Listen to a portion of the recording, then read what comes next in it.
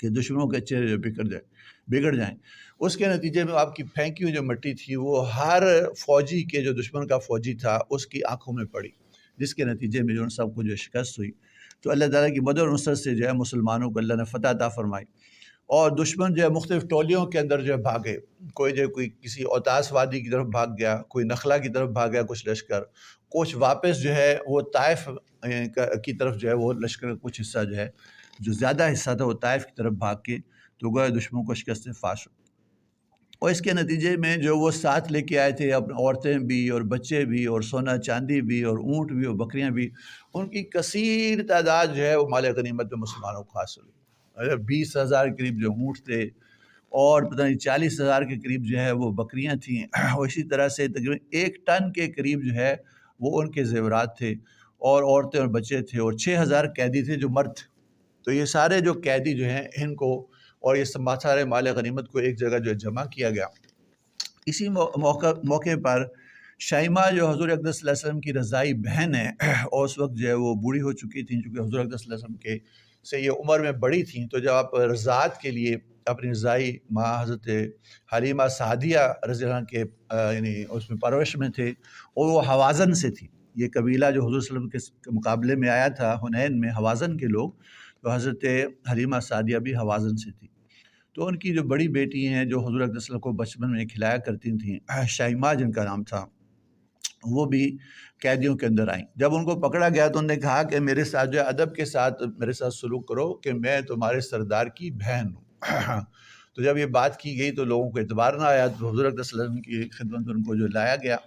تو آپ صلی اللہ علیہ وسلم نے جب ان کو پہچانا، ان کے ہاتھ پر جو ایک نشان تھا بچپن کا، اس کو دیکھ کے آپ صلی اللہ علیہ وسلم ان کے لیے کھڑے ہوئے، ان کے لیے اپنی چادر بچھائی، اور ان کے ساتھ جو ہے بہت ہی اخلاق کا الفت کی جو ہے باتیں کیں، اور ان کو جیسے بڑی بہن کو جو ہے وہ اکرام اور اعزاز کیا جاتا ہے، تو ان کا اعزاز اور اکرام کیا، اور کہا کہ آپ چاہیں تو آپ میرے ساتھ ہی میرے گھر میں ہی ٹھہریں، کہ آپ میرے گھر جو ہے وہ تشریف لے جائیں، یا اگر آپ چاہیں تو آپ اپنے خاندان میں جو اپنے لوگوں پہ واپس جانا چاہیں تو بھی آپ کو اختیار ہے۔ اور پھر ان کا جو اکرام کیا کہ ان کو جو لونڈی اور غلام بھی دیے، اور جو مال غنیمت ہے اس میں بھی حصہ دیا، تو اس سے اعزاز اکرام کے ساتھ جو ہے ان کو رخصت کیا۔ پھر حضور اقدس صلی اللہ علیہ وسلم نے حنین سے جب دشمن پسپا ہوا تو ان کا پیچھا کرنے کے لیے مختلف لشکر جو ہے بھیجے، تو کسی نے نخلا میں ان لوگوں کو پکڑا، کسی نے اوتاس میں ان کو پکڑا، اور پھر حضور اقدس صلی اللہ علیہ وسلم نے خود ارادہ فرمایا کہ آپ طائف جا کے ان کا مقابلہ کریں گے، اور اس میں پہلے آپ نے 1,000 کا لشکر حضرت خالد بن ولید رضی اللہ عنہ کو کی کمان میں بھیجا کہ وہ طائف کی طرف جائیں۔ پھر آپ صلی اللہ علیہ وسلم خود وہاں پہ تشریف لے گئے لشکر کے ساتھ،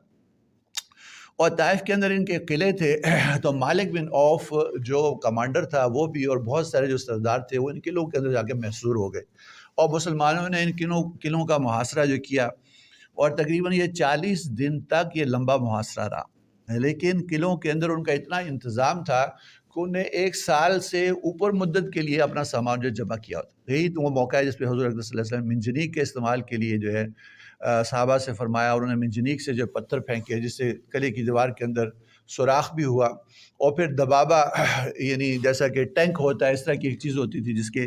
نیچے لوگ گھس جاتے تھے، پھر اس کو چلاتے تھے اس کے نیچے گھس کے، اور پھر اس کو دیوار کے قریب لے جاتے قلعے کی، اور پھر اس سے جو اندر قلعے کے اندر داخل ہوتے تھے۔ اس دبابہ کے نیچے جا کے مسلمانوں نے کوشش کی کہ قلعے کی دیوار میں جائیں، لیکن دشمنوں نے ان کے اوپر جو لوہے کے ٹکڑے تھے وہ گرم کر کے برسائے، اور کو مجبور ہو کے جو ہے پسپا ہونا پڑا۔ تو یہ باوجود ہے کہ لمبے محاصرے کے مسلمانوں کے اس کے اندر جو ہے وہ فتح حاصل نہیں ہوئی، اور بہت ساری کوششیں اور بھی کی گئیں کہ حضور صلی اللہ علیہ وسلم نے فرمایا کہ ان کے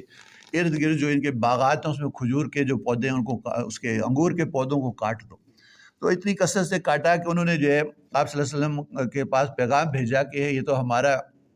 جو باغات ہیں ان کو برباد نہ کیا جاؤ، اللہ کے واسطے اور ہمارے ساتھ جو آپ کا تعلق ہے رشتہ داری کا اس کے واسطے سے یہ ہمارا نقصان نہ کیا جائے۔ آپ صلی اللہ علیہ وسلم نے جو صحابہ کو روک دیا کہ مزید جو ہے وہ ان درختوں کو نہ کاٹا جائے۔ تو لمبا محاصرہ رہا، پھر حضور صلی اللہ علیہ وسلم نے فیصلہ فرمایا، یعنی اپنے صحابہ سے مشورہ کیا، تو ان میں سے ایک صحابی ہیں، انہوں نے آپ سے کہا کہ یا رسول اللہ صلی اللہ علیہ وسلم، یہ اس کی مثال ایسے ہی ہے جیسا کہ لومڑی جو ہے وہ اپنے بل کے اندر جو ہے وہ گھس گئی ہو۔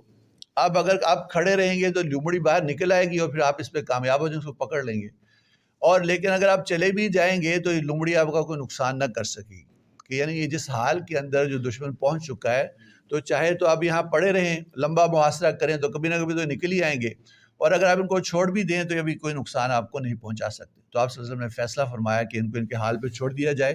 اور واپس جایا جائے۔ لیکن اس فیصلے کو صحابہ کرام نے بڑی مشکل سے قبول کیا، بلکہ قبول نہ ہی کیا۔ وہ کہا کہ بغیر فتح کے ہم جو ہے طائف کے اوپر فتح حاصل کیے بغیر واپس چلے جائیں۔ تو حضور اقدس صلی اللہ علیہ وسلم نے جو ہے ان کو اجازت دی کہ ٹھیک ہے تم ٹھہر جاؤ۔ اگلا دن جب آیا تو آپ نے فرمایا کہ لڑائی کے لیے چلنا، تو لوگ لڑائی کے چلے اور بہت کوشش کی اور کوئی کامیابی حاصل نہ ہوئی۔ پھر حضور اقدس صلی اللہ علیہ وسلم نے فرمایا کہ اگلے دن جو ہے ہم نے واپس جانا ہے، کل کو واپس جائیں گے۔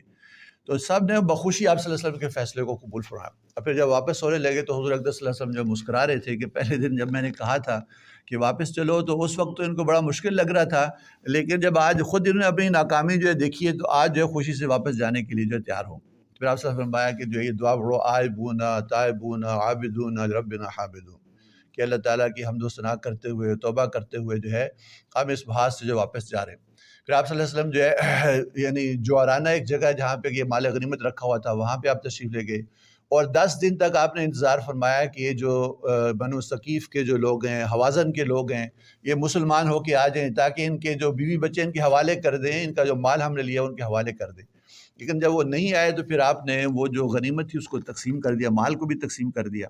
اور طلقاء وہ لوگ جو نئے نئے مسلمان ہوئے تھے ان کو بہت کچھ آپ نے جو ہے وہ عطا کیا، جس کے اوپر جو ہے بعض لوگوں کو جو ہے اس بات پہ جو ہے وہ یعنی اعتراض بھی ہوا کہ یہ تو وہ لوگ ہیں جو بھی نو مسلم ہیں اور ان کو اتنا کچھ جو آپ صلی اللہ علیہ وسلم دے رہے ہیں اور ہمارے لیے جو کم بچ رہا ہے۔ تو اس کی ساری تفصیل جو ہے انشاءاللہ اگلے درس میں